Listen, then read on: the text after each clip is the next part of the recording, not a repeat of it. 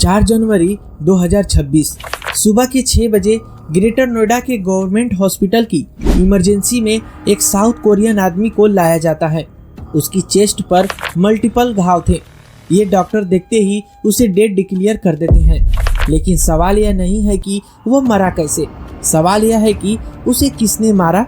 जांच में पता चलता है कि हत्या किसी आउटसाइडर ने नहीं बल्कि उसी के घर में रहने वाली उसकी 22 साल की गर्लफ्रेंड ने की है। एक up scale high rise society, एक सक्सेसफुल फॉरेन मैनेजर और एक यंग लड़की जो फाइनेंशियली डिपेंडेंट थी। डक हीयू एक 47 साल का साउथ कोरिया के चेंगुजी शहर का रहने वाला था। करीब 10 साल पहले वह भारत आया था। उस समय उसका मकसद बेहतर नौकरी और स्टेबल लाइफ बनाना था। भारत आने के बाद उसने धीरे धीरे यहाँ अपने लिए जगह बनाई। वह एक लॉजिस्टिक कंपनी में काम करता था और समय के साथ ब्रांच मैनेजर के पोस्ट तक पहुँच चुका था। काम के मामले में उसे जिम्मेदार और अनुभवी माना जाता था। ऑफिस में उसकी पहचान एक मेहनती और डिसिप्लिन एम्प्लॉय की थी। सैलरी अच्छी थी और उसने रहने के लिए ग्रेटर नोएडा की एटीएस पास हाइडवे जैसी महंगी और सुरक्षित सोसाइटी चुनी थी। बाहर से देखने पर उसकी जिंदगी सक्सेसफुल लगती थी, लेकिन इस सफलता के पीछे उसकी जिंदगी का एक ऐसा हिस्सा था जो धीरे धीरे उसे अंदर से खोखला कर रहा था। डक हीयू को शराब की गहरी लत लग चुकी थी। शुरुआत में यह आदत शायद सामाजिक मेलजोल या काम के तनाव को कम करने के लिए रही होगी, लेकिन समय के साथ यह उसकी रोजमर्रा की जिंदगी का हिस्सा बन गई। वह लगभग हर दिन पीता था। कई बार सुबह से ही शराब शुरू हो जाती थी और देर रात तक चलती रहती थी। शराब पीने के बाद उसका स्वभाव पूरी तरह से बदल जाता था।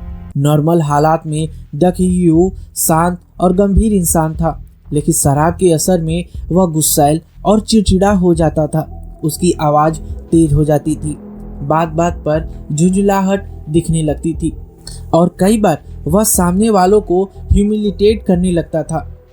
उसके आसपास रहने वाले लोगों ने बताया कि शराब पीने के बाद उसका व्यवहार डर पैदा करने वाला हो जाता था।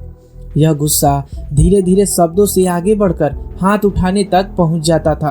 डक हीयू एक सामाजिक दायरा बहुत ही सीमित था। उसका परिवार साउथ कोरिया में रहता है और भारत में उसके बहुत कम करीबी लोग थे। ज़्यादातर वह समय काम और घर तक ही सीमित रहता था। इस अकेलेपन ने भी उसकी शराब की लत को और गहरा किया था। इमोशनल सहारा न मिलने के कारण वह अपने तनाव और खालीपन को शराब से भरने की हमेशा कोशिश करता रहता, लेकिन शराब उसका सहारा बनने की बजाय उसकी सबसे बड़ी कमजोरी बन गई। पर्सनल रिश्तों में डक हीयू का स्वभाव नियंत्रण रखने वाला था। उम्र और पैसे की वजह से उसके रिश्तों में असमानता साफ दिखाई देती थी। वह खुद को मजबूत स्थिति में हमेशा अपने आप को मानता था और सामने वालों से अपनी बात मनवाने की कोशिश भी करता। शराब के बाद यह कंट्रोल और ज़्यादा सख्त और वायलेंट नेचर का हो जाता था। कई बार उसका गुस्सा अचानक और बिना चेतावनी के फूट पड़ता। पिछले कुछ ही महीनों में उसकी हालत और ज़्यादा बिगड़ती चली गई थी। उसकी शराब पीने की मात्रा बढ़ चुकी थी और गुस्से की घटनाएं भी बढ़ने लगी थी।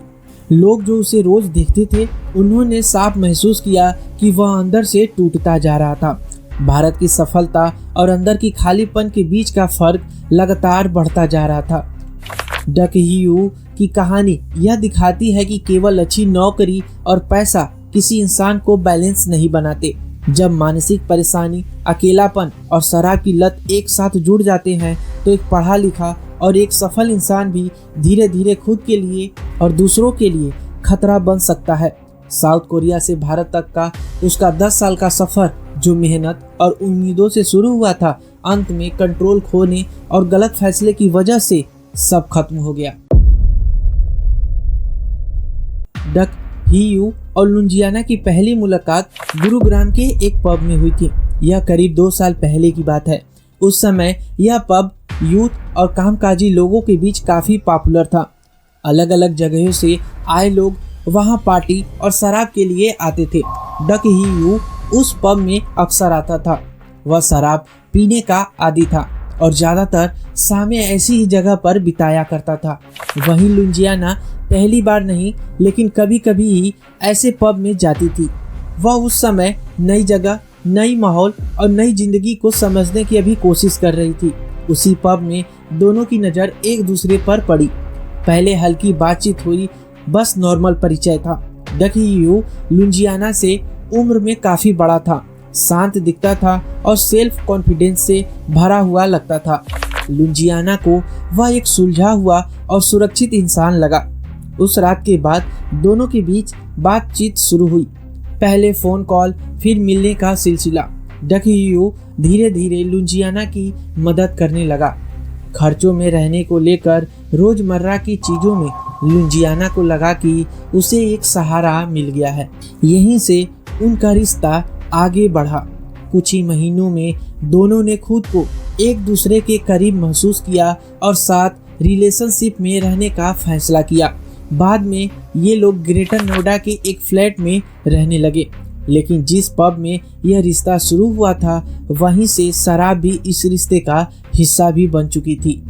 शुरुआत में जिसे अपनापन और समझदारी माना गया, वही आगे चलकर निर्भरता और तनाव में बदलने लगा। सिर्फ दो लोगों के मिलने की कहानी नहीं था, यह एक ऐसे रिश्ते की शुरुआत थी जिसमें बराबरी कम और दबाव ज़्यादा होता चला गया, क्योंकि लुंजियाना किसी भी तरह से खर्च अपना नहीं उठा पा रही थी। ये पूरी तरह से डक हियू पर डिपेंड थी। 3 जनवरी 2026 की सुबह ग्रेटर नोएडा के एक हाई राइज सोसाइटी में रहने वाला डक हियू उस दिन नॉर्मल नहीं था। पुलिस रिपोर्ट में सामने आया कि वह सुबह से ही शराब पी रहा था। यह कोई पहली बार नहीं था, पिछले कई महीनों से यही उसकी डेली रूटीन बन चुकी थी। सुबह पीना, दिन भर पीते रहना और रात तक खुद पर काबू खो देना। लुंजियाना उस दिन भी उसे रोकने की कोशिश कर रही थी। वह जानती थी कि शराब पीने के बाद डक हियू का स्वभाव बदल जाता है। वह चिड़चिड़ा हो जाता था, आवाज़ ऊंची करने लगता था और कई बार हाथ भी उठा देता था। लेकिन उस दिन हालात और ज़्यादा बिगड़ते चले गए। शाम ढल गई थी, रात हो गई, 10 बज चुके थे। डक हियू को शराब पीते हुए 10 से 12 बज गए थे और देखते ही देखते 2 भी बज गए थे और डक हियू अभी भी पी रहा था। लुंजियाना ने उसे कहा कि अब बहुत हो गया है, खाना खा लो और सो जाओ। यही बात डक हियू को गुस्सा दिला रही थी और नशे में उसने बहस भी करना शुरू कर दी थी। शुरू में ये बहस सिर्फ बोलचाल तक सीमित थी, लेकिन कुछ ही देर में आवाज़ें तेज हो गईं। पड़ोसियों तक को शोर सुनाई देने लगा था। पुलिस रिपोर्ट में यह साफ हुआ कि उसी दौरान डक हियू ने लुंजियाना के साथ मारपीट की थी और उसे धक्का दे दिया। वह पूरी तरह घबरा चुकी थी। सुबह करीब 3 से 4 बजे के बीच हालात हाथ से निकल चुके थे। डर, गुस्सा और कई महीनों का दबा हुआ दर्द एक साथ फूट पड़ा। उसी पल लुंजियाना ने डाइनिंग टेबल पर रखा किचन नाइफ उठा लिया। अगले कुछ ही सेकेंड में उसने डक हियू के सीने पर कई वार कर दिए। डक हियू वहीं गिर पड़ा। खून तेजी से फर्श पर फैलने लगा था। जब लुंजियाना ने उसे गिरते देखा, तब उसे एहसास हुआ कि क्या हो गया है। घबराहट में उसने सबसे पहले डक हियू के ड्राइवर मनदीप सिंह को फ़ोन किया और कहा कि तुरंत आओ, इमरजेंसी है। मनदीप सिंह जब फ्लैट पहुंचा तो वह सन्न रह गया। डक हियू खून से लथपथ पड़ा था। लुंजियाना रो रही थी और बार बार कह रही थी कि उसने उसे बचाने की कोशिश की। फ्लैट में मिले मेडिकल सामान से यह भी साबित हुआ कि ब्लीडिंग रोकने की कोशिश की गई थी। उसने अपने पड़ोसियों के दरवाजे भी खटखटाए थे, लेकिन उस वक्त कोई मदद नहीं मिल पाई। इसके बाद एम्बुलेंस बुलाई गई।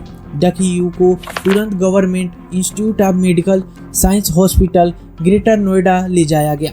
सुबह करीब 6 बजे डॉक्टरों ने उसे चेक किया और साफ शब्दों में कहा कि उसे हॉस्पिटल लाने से पहले ही उसकी मौत हो चुकी थी।